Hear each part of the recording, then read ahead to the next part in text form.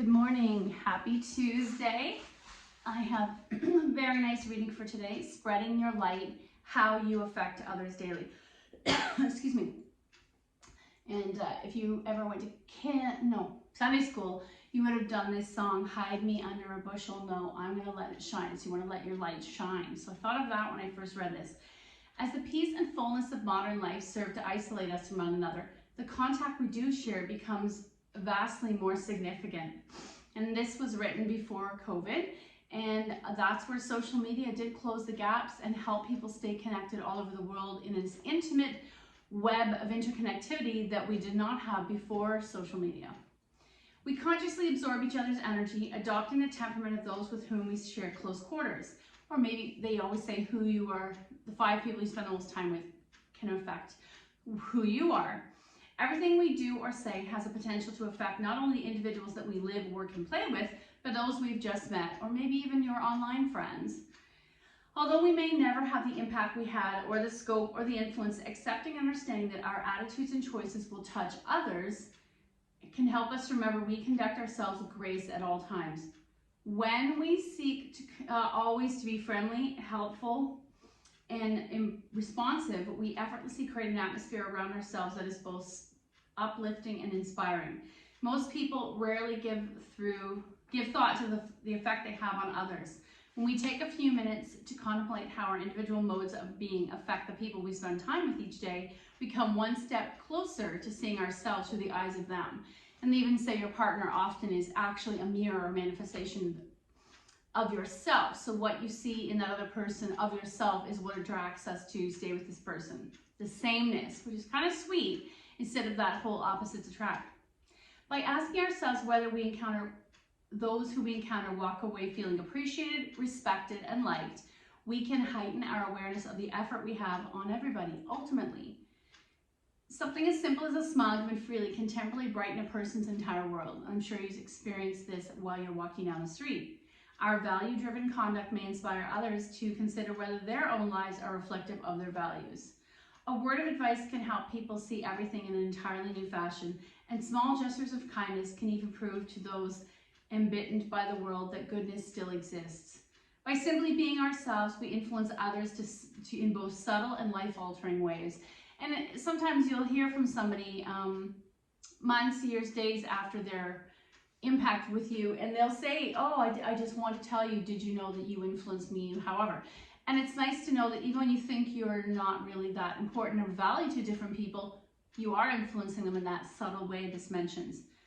To ensure the effect that we have is positive, we must try to stay true to ourselves. We're realizing that it's this demeanor we carry and project, and not the quality of our wondrous inner landscapes that people see.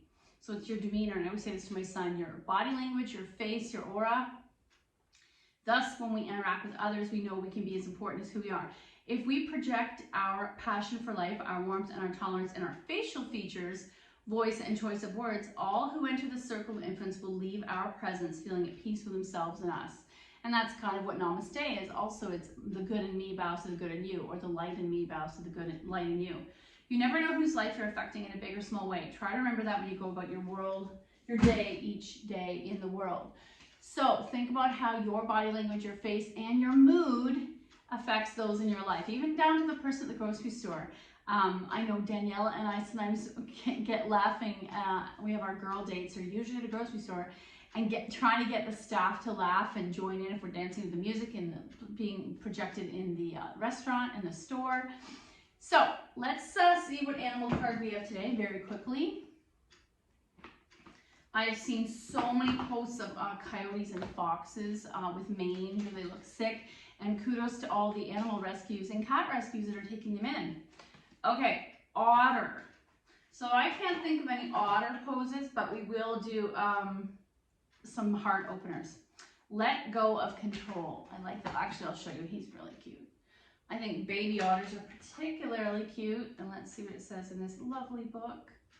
Surrender is the key word. And you know we use that word a lot in yoga. So you think you're in control of the situation, don't you? Well, that's something that everybody thinks much all the time. These efforts at maintaining control are most often based in habitual conditioned fears. And yesterday, I had a doctor's appointment where I had to show my blood pressure. So I was getting myself all nervous in a knot. She's very persistent, obsessed with that number. And so I'm listening to a 10-minute meditation on anxiety, which I don't normally have. And the number one thing that kept coming up, what causes our disease and our anxiety, is loss of control. And here, the loss of control is merely a deep-seated fear. And I totally get that. So if your loss of control fear is a financial control, it could be that you came from a place of not having enough growing up. If yours is a loss of control with, say, substances like alcohol and marijuana, that could come from a fear of alcoholism in your family. So always look at what is the loss of control fear that you have and where did it start? What's its origins? These efforts maintaining control are most often based on habitual, conditional fear that was born out through many experiences where you witnessed others who were out of control. And that's how I felt about driving for a long time and why I didn't get my license until I was 27. It was scary, dangerous, and maybe seemed life-threatening. You can be assured that now no more danger and you are safe. You can now safely relinquish control. So think about which corner of your life you have a hard time letting go of control and why. Letting go of control doesn't mean giving up. Giving up means throwing your hands in the air in admission of defeat. Instead, true surrender means releasing any attempts to force your agenda on life. There's that blind faith. It means opening your hands and heart and accepting the direction of spirit or the universe or God. In that acceptance, your will becomes the will of the universe. Okay, now it's getting too deep. So, we're going to come to the floor. We're going to do some back bends, heart openers. Let's start in a heart opener. This is one of my favorites. We're going to take the blocks or a rolled blanket. And I'm going to bring one as the highest point for my base of my skull. The second one is at the medium point to go behind my shoulder blades, behind my heart. I'm going to start in bent knee, so I'm not hurting the lower back. You're going to position that, oh yeah, exactly behind your heart. That is intense today. Oh yeah.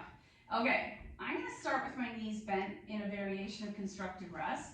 Elbows bend, pull those elbows in. You're going to further open the chest. And does this remind you of fish? If I were to extend my legs, some people call this supported fish. You could even drop the head block down a little lower, but I'm not going to. So I can stay with straight legs, bent legs, bound angle legs. Let's take 5 big breaths here, releasing any tension you came into the room with, whether it's in your head, heart, or your body. Hey Google, turn music up.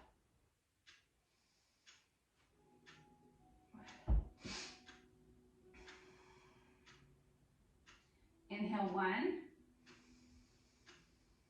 Exhale, pull the elbows in, chest and heart open to maybe feel a nice stretch in the rib cage or the abdomen or the solar plexus chakra.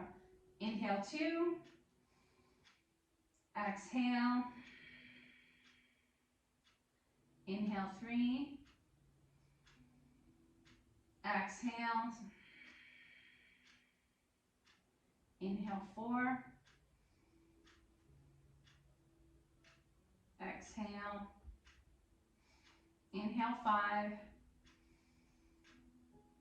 Exhale. Now I'm going to do the same position, but let's extend our legs wide and out. Feet are relaxed or flexed if you want to wake up the hamstrings. 5 breaths. Inhale 1. Exhale. Inhale 2. Exhale. Inhale 3. Exhale.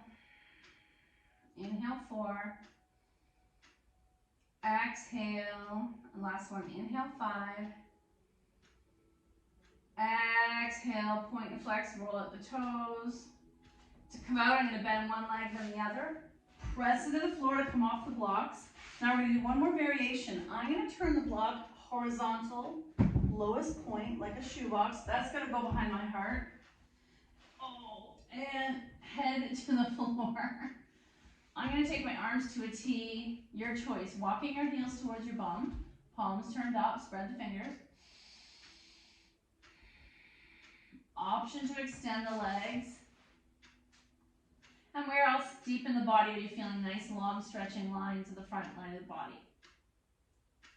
5 breaths. Inhale 1, tilt the chin slightly, creating a curve in the back. If your neck's sore, you're coming out of this. Inhale 2.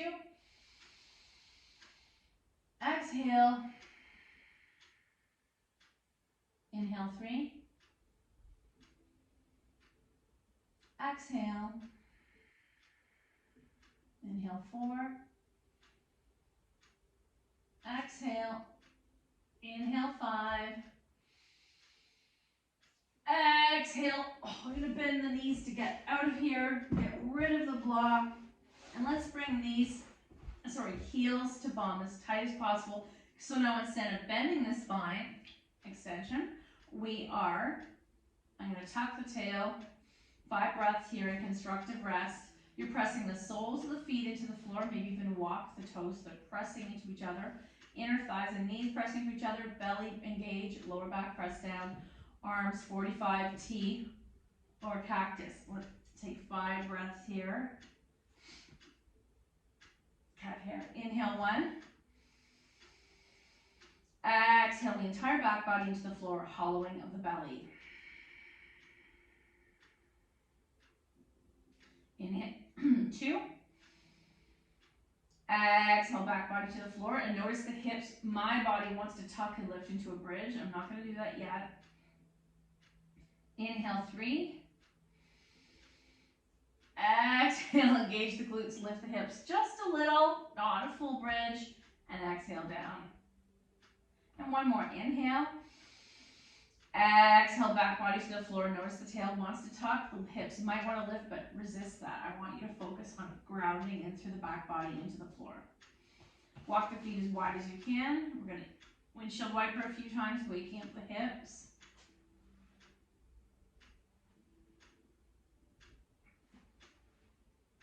Soles together, one more time, recline cobbler. Arms are still in cactus, so it's reclined goddess. Let's take 5 breaths here, letting gravity stretch open the inner thighs. Inhale 1. Exhale. Inhale 2. Exhale. Inhale 3. Exhale. Inhale 4. Exhale. Last one, inhale 5. Exhale, close the legs. Let's dangle our feet in the air for 3 breaths, and this feels really good in the lower back. Inhale 1.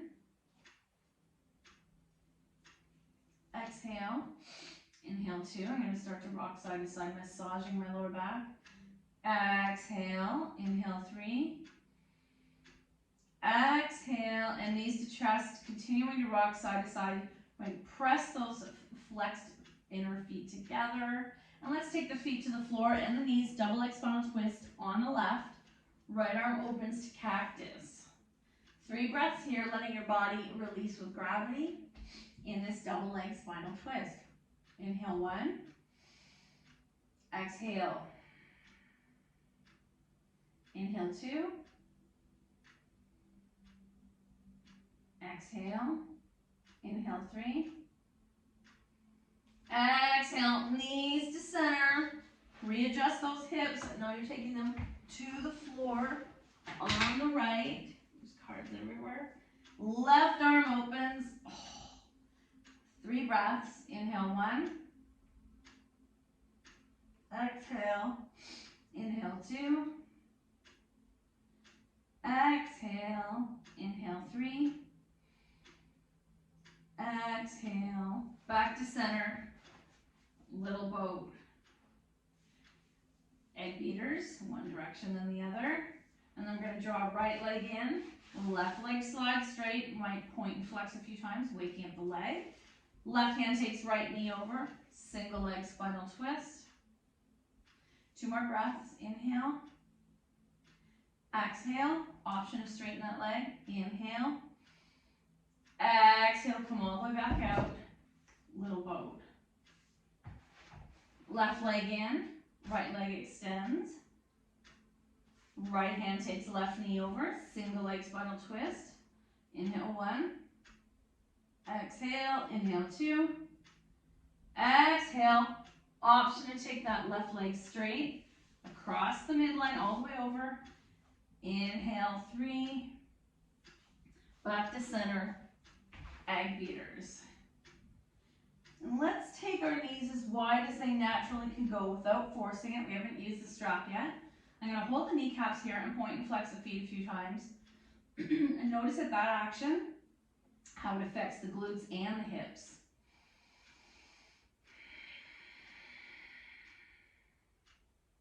One more breath. Exhale, come into setup for happy baby.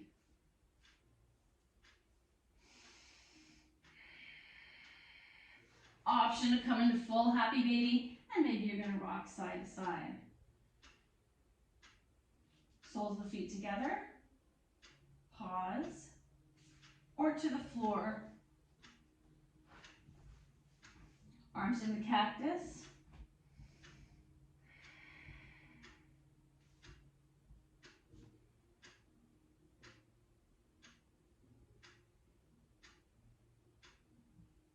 Close the legs. Let's take feet in the air. Dangle one more time. Legs up the wall. Roll out the ankles.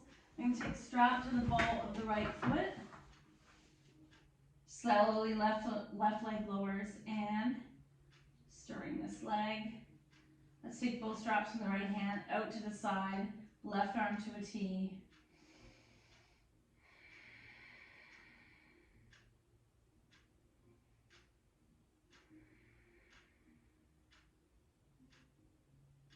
Back to sky, strap over.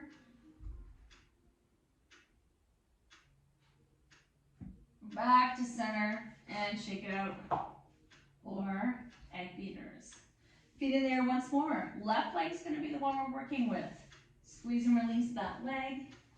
Taking the strap to the ball of the right foot.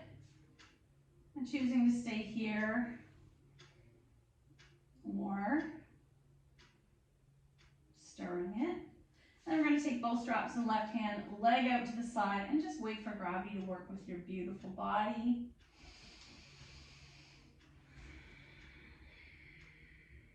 Back to the sky, strap in the right hand and across the midline.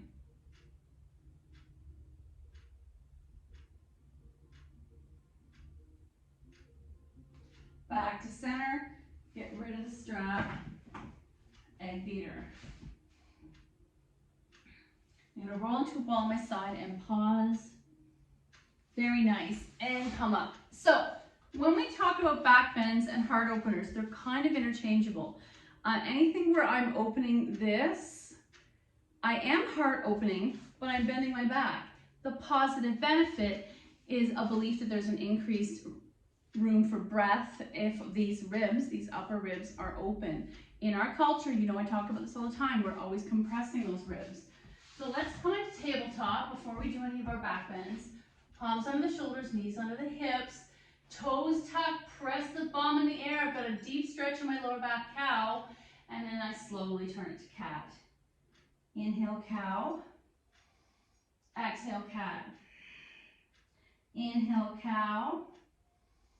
Exhale, cat. And I want to do it a little flowier. So I like to push back, arms extend, forehead down, coming up into cat, pelvis forward, chest forward, untuck the toes, cow. Cat, press back, look forward, cow. Cat, pelvis forward, cow. Cat, untuck and extended child's pose. Let's come on to our belly. We're going to do cat-cow this way. Well, no, we can't really do cat-cow. But I'm going to come into Sphinx, and I want you to hollow. Think of cat-cow action in your spine, but we're not using the lower half of the body. So palms under the palms are actually shoulder width, elbows under the shoulders. Engage the core, squeeze the bum, hollow the belly, and then lower it back down, cow. So look up, cow, hollow cat. Inhale, cow, look up. Engage the core, hollow cat. Inhale, cow, hollow cat. And one more time. Inhale, look up, cow, hollow cat. Let's stack our hands, forehead to hands, windshield wiper. We always come back to windshield wiper between each heart opening pose as a counter pose. And back to neutral. So we often do baby cobra or sleeping cobra. Let's start with sleeping cobra. Forehead down, hands by your chest, elbows hug in, thighs are touching, tops of the feet press down, and instead of root to rise through the feet, we will be rooting to rising through the front of the body and the palms. Let's take 3 breaths here in sleeping cobra. Inhale 1, exhale. Inhale 2, exhale. So imagine that sensation of surrender without losing this muscular effort or the integrity of this pose. Inhale 3, exhale. Inhale 4, exhale. Pick up your heart and you're either staying here. This is actually baby cobra, so I'm not really pushing into the mat. Elbows hug in, heart is open, and then forehead down. Inhale up, just pick up only your head, not your chest. Exhale down. Inhale up, engage everything. So now your heart wants to lift higher, but everything's rooted down. Exhale, stack your hands. And these cards fall over me. Stack your hands, forehead down, windshield wiper the legs.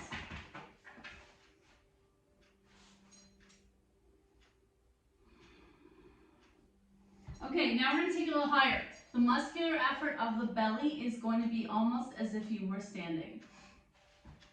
Palms way back by your chest, elbows hug in, feet root down, engage the core, and you're rooting down through the pubic bone, hips. Exhale down. Inhale up, no hands, exhale down. Inhale up, exhale down, and stack your hands, windshield wiper. Now, what does the cobra feel like when I'm using a bit of effort through my palms and arms, as you often see in photos? I always tell you the story. For years, I thought this was a full cobra. Yeah, it looks beautiful, big back bend. And this isn't normal, but at the end of every class I would go to, take a week for my back to recuperate from that pose. Yoga is meant to enhance your life, not harm your life. So let's come into that structure. Hands by your chest, elbows hold in, feet untucked. And let your arms extend as much as it feels good. So I'm not in up dog, I'm still lying on the floor. Engage the glutes, exhale down. Let's do this 2 more times. Inhale up, arms extend as long as you can. Exhale down. And one more time, really clench your bum, bringing muscular effort to the sacrum. And very big cobra. Exhale down, stack your hands, windshield wiper. So that leads us to our Sphinx pose. So let's come back. We started in this, elbows under shoulders, palms the width of your mat. Spread those fingers. I might take my feet a little wider than normal, not any wider than the mat. Feet are untucked, fingers spread, rooting down through the finger pads and the full surface of the hand. Looking up, and then look forward. Look up, and then look forward, and if this starts to hurt my feet, so I like to tuck. Look forward. So Sphinx would be, I'm not moving.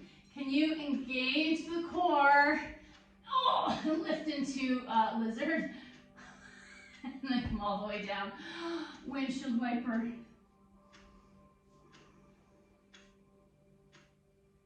So that pose leads me to locust.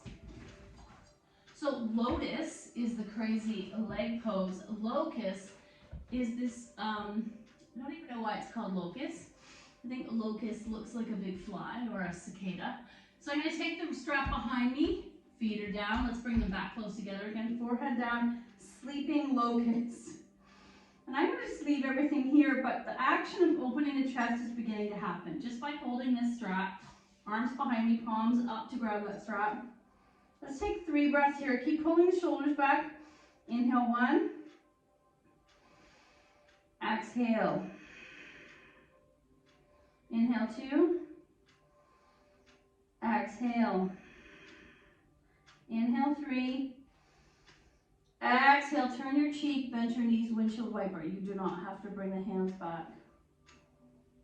Feet down. Let's do this a little higher. So inhale, lift up. I'm going to keep my chest down and lift only my head. This strap could be resting my bum. Release down. Inhale up. Exhale down. Inhale up. Exhale down. Now the next variation, you can start to lift your feet and your arms. Exhale down. 2 more. Inhale up. Locust. Exhale down. And last one. Inhale up. Exhale down. Get rid of the strap. Stack your hands. Windshield wiper. Woo. And a little gift to our back. We're going to come back and do cat-cow before we do extended child's pose.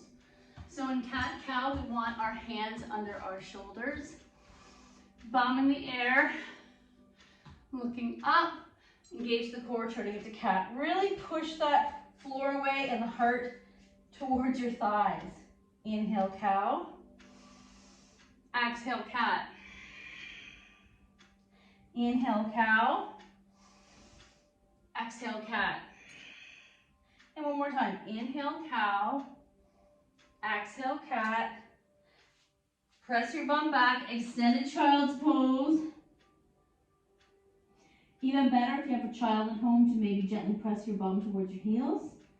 I'm going to come into wide leg extended child's pose. Further trying to get my heart to the mat.